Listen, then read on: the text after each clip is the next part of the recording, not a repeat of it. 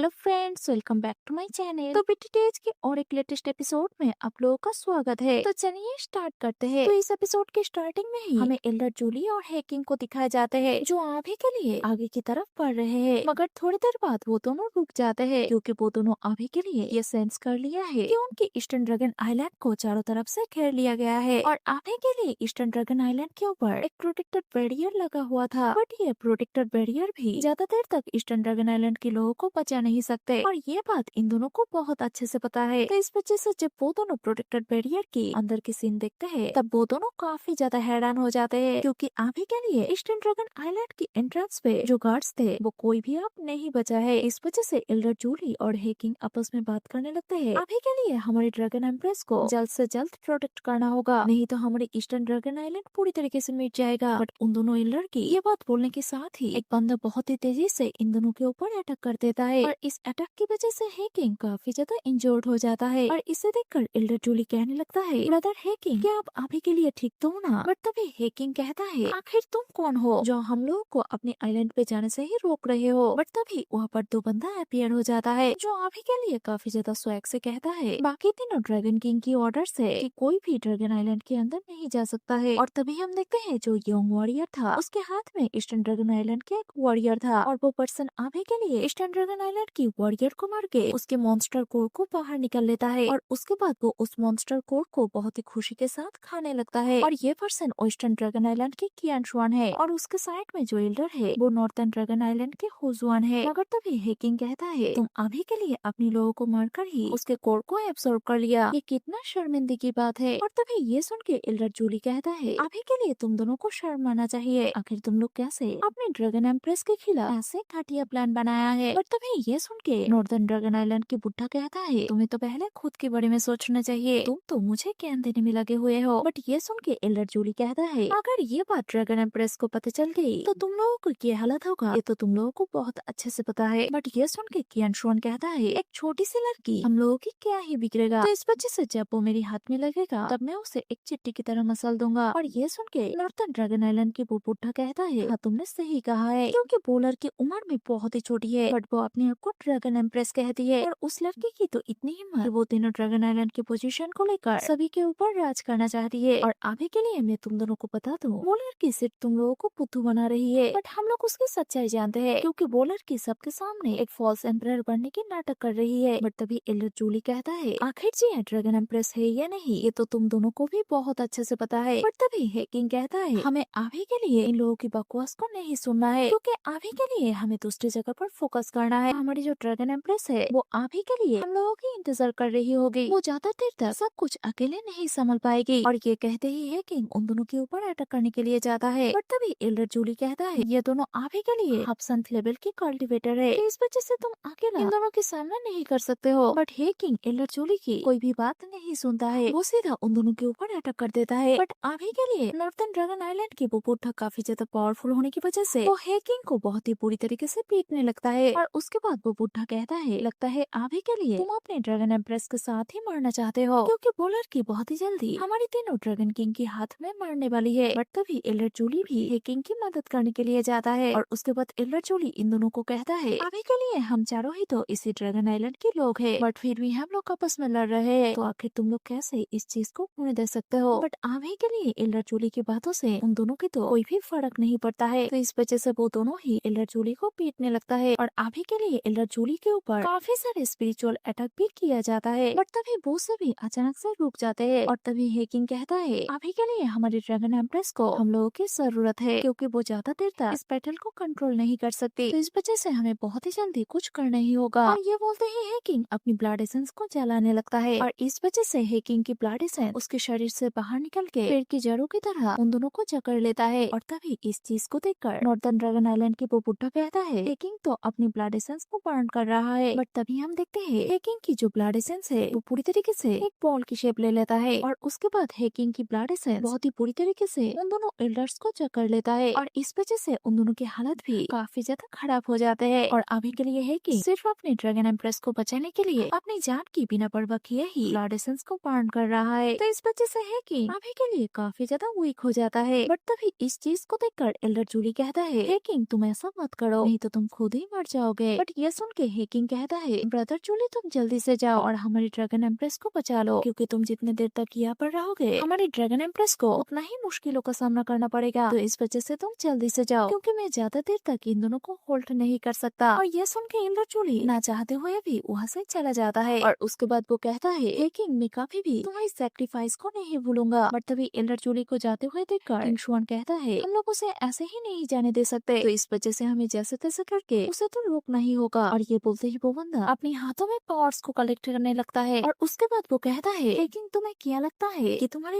ये ट्रैप हम लोगों को रोक सकता है? और ये बोलते ही वो अपने ड्रैगन पावर को यूज करके अपने हाथों में लगा हुआ ब्लड एसेंस की जो जड़ें है उसे पूरी तरीके से डिस्ट्रॉय कर देता है। थोड़ी देर बाद ही वो अपनी पूरी पावर को यूज करके वो इस ब्लड एसेंस की बैरियर को पूरी तरीके से तोड़ देता है। और इस वजह से अभी के लिए हेकिंग को काफी ज्यादा पेन होने लगता है। और जैसा कि ये बैरियर पूरी तरीके से टूट चुका है, तो इस वजह से हेकिंग नीचे की तरफ गिरने लगता है। और तभी हेकिंग को देखकर किंग शुआन उस टेलर से कहता है, मैं अभी के लिए हेकिंग को देखता हूँ और तुम जगह उस जूली को रोको। और ये सुन के वो बुढ़ा भी वहाँ से चला जाता है। और अभी के लिए एल्डर जूली भी नॉर्थर्न ड्रैगन आइलैंड के उस बुढ़े को अपने पीछे आते हुए देखकर अपनी स्पीड को और भी ज्यादा फास्ट कर देता है। और तभी सीन चेंज होके हमें जियान की ग्रुप को दिखाया जाता है, जो अभी के लिए एंशियंट वॉइड ड्रैगन आइलैंड की तरफ बढ़ रहे हैं। और तभी फ्लाइंग करते हुए याओ मिंग जियान से कहता है, ब्रदर जियान क्या हम लोग बहुत ही जल्दी ईस्टर्न ड्रैगन आइलैंड पे पहुँचने वाले हैं? ये सुन के जियान हाँ कहता है, मगर तभी जियान को अपनी बॉडी के अंदर कुछ सेंस होता है। और इस वजह से वो कहता है, लगता है जियान अभी के लिए बहुत ही ज्यादा मुश्किलों के अंदर है। और इस वजह से जियान अपने ग्रुप के सभी मेंबर्स को कहता है, जियान अभी के लिए बहुत ही ज्यादा प्रॉब्लम्स के अंदर से गुजर रही है, तो इस वजह से हमें बहुत ही जल्दी उसके पास पहुंचना होगा। और जियान की ये बात बोलते ही वो सभी के सभी अपनी स्पीड को और भी ज्यादा फास्ट करके सामने की तरफ बढ़ने लगते हैं। मगर तभी हम देखते हैं एल्डर जूली को, जिससे नॉर्थर्न ड्रैगन आइलैंड की वो बुढ़ा रोक लिया है। और उसके बाद वो बहुत ही ज्यादा गुस्से में आकर कहता है, जूली तुम मेरे सामने कुछ भी नहीं कर सकते, आखिर तुम कैसे सोच लिया कि मेरे होते हुए तुम इस बैरियर के अंदर जा पाओगे? पर तभी एल्डर जूली एक ड्रैगन क्लॉ अटैक करके उस बुढ़े को कहता है, तुम अभी के लिए मेरे रास्ते से हट जाओ। पर तभी वो बुढ़ा इस अटैक को डॉज करते हुए कहता है, अभी के लिए तुम्हारी ये नॉर्मल से अटैक में तो कुछ भी नहीं बिगड़ सकता है। तो इस वजह से अभी के लिए उन दोनों के बीच में बहुत ही बड़ी बैटल होने लगता है। बट एल्डर जूली पहले से ही काफी ज्यादा इंजोर्ड थे, तो इस वजह से वो अभी के लिए थोड़ा सा वीक पड़ने लगता है। और इसी मौके का फायदा उठाकर वो बुढ़ा अपनी 3 फिंगर अटैक बढ़ा के एल्डर जूली के ऊपर शूट कर देता है। इस वजह से एल्डर जूली के साथ साथ ईस्टर्न ड्रैगन आइलैंड के ऊपर जो बैरियर लगा हुआ था उसमें भी काफी सारे क्रैक्स आ जाता है। और उसके बाद वो बुढ़ा काफी ज्यादा गुस्से में आकर कहता है, मैंने तुमको कहा ना, मेरे होते हुए तुम इस बैरियर के अंदर नहीं जा सकते। और तभी सीन चेंज होके हमें हेकिंग को दिखाया जाता है, जो अभी के लिए जमीन के ऊपर पड़ा हुआ है। और तभी कियांग शुआंग हेकिंग के सामने जाकर कहता है, तुम्हारी हिम्मत की तो दाद देनी पड़ेगी, बट तुम अभी के लिए इससे ज्यादा और कुछ कर भी नहीं सकते, तो इस वजह से तुम आज मेरे हाथों में मरने वाले हो। और उसके बाद मैं तुम्हारी भी मॉन्स्टर कोर को कंज्यूम कर लूंगा। और ये सुन के हेकिंग जैसे तैसे करके उठ जाता है। और उसके बाद वो कहता है, तुम दोनों तो एंशिएंट वॉइड ड्रैगन आइलैंड के मेंबर्स कहलवाने की भी लायक नहीं हो, तुम दोनों तो खुद ही इन दोनों की पालतू कुत्ता बन चुके हो, तो इस वजह से तुम लोगों को पता ही नहीं चल रहा है क्या सही है और क्या गलत। और ये बोलते ही है कि कियांग शुआन के हाथों को बहुत ही टाइटली पकड़कर तेजी से सीधा नीचे की तरफ जाने लगता है। और उसके बाद हेकिंग कहता है, ड्रैगन एम्प्रेस अब टाइम आ चुका है कि मैं इस दुनिया से चला जाऊं, और मैं वादा करता हूँ मैं आफ्टर लाइफ में भी मेरी ड्रैगन एम्प्रेस की ही मदद करूंगा। और ये बोलते ही वो जैसे ही कियांग शुआन को पकड़कर अपने आप को सेल्फ डिस्ट्रॉय करने ही वाला था, मगर तभी कियांग शुआन कंटिन्यूअसली हेकिंग की पेटों में पंचिंग करने लगता है। और उसके बाद वो कहता है, हेकिंग तुम मुझे छोड़ दो। और ये बोलते ही वो और भी ज्यादा अटैक करने लगता है। और उसके बाद वो हेकिंग को और भी बहुत ही बुरी तरीके से पीटने लगता है। और इस वजह से जो हेकिंग है वो अभी के लिए मरने की कगार पर पहुंच चुका है। और उसके बाद वो खुद को आजाद करके फिर से वो हेकिंग की तरफ बढ़ता है। और उसके बाद वो हेकिंग के मुंह पे एक बहुत ही पावरफुल मुक्का मारता है। और इस वजह से हम देखते हैं हेकिंग के मुंह से काफी ज्यादा खून टपकने लगता है। बट तभी वो बंदा हेकिंग की पेट में और एक मुक्का मारता है, तो इस वजह से हेकिंग काफी दूर पीछे खींचते हुए चला जाता है। और ये अटैक काफी ज्यादा पावरफुल होने की वजह से वहाँ के स्पेस में भी काफी सारे क्रैक्स आ जाता है। और उसके बाद वो अपनी पावर की मदद से हेकिंग को आसमान में ही हैंग कर देता है। और उसके बाद वो वहाँ पर जाके हेकिंग के ऊपर कंटिन्यूअसली अटैक करने लगता है। और ये अटैक काफी ज्यादा पावरफुल होने की वजह से वहाँ के स्पेस में भी काफी सारे क्रैक्स आ जाते हैं। और इसके साथ ही हेकिंग दर्द के मारे चिल्लाने लगता है। और तभी हेकिंग को इस हालत में देखकर वो बंदा कहता है, अभी के लिए मैं तुम्हें तरफ तरफ कर मारूंगा, क्योंकि तुम्हें तरफते हुए देखकर मुझे काफी ज्यादा मजा आ रहा है। बट तभी हेकिंग जिया की बात याद करने लगता है। और उसके बाद वो अपने आप को सेल्फ डिस्ट्रॉय करने के लिए प्रिपेयर कर लेता है। और उसके बाद हेकिंग कहता है, अगर आज मैं